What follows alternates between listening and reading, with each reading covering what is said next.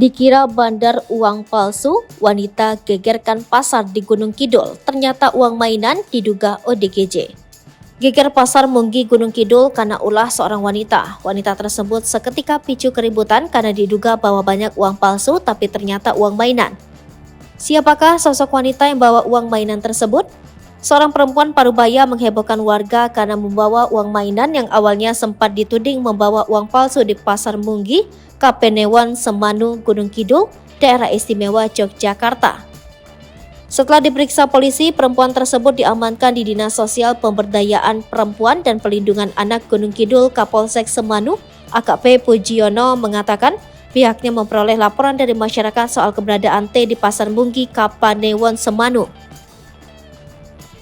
Sejumlah masyarakat yang beraktivitas di pasar curiga karena orang tersebut membawa sebuah bungkusan berisi kertas tampak seperti uang.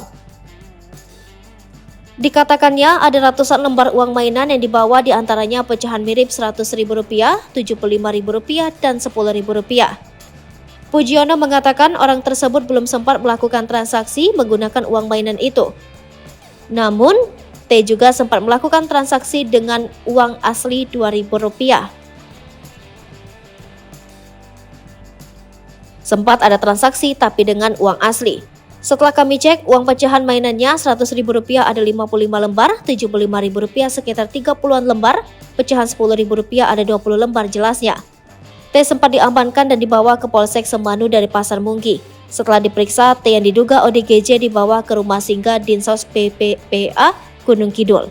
Kasih Rehabilitasi Anak dan Tunas Sosial Dinsos PPPA Gunung Kidul, Arianto, mengatakan T dibawa ke Camp Assessment Dinsos Daerah Istimewa Yogyakarta untuk penanganan lebih lanjut.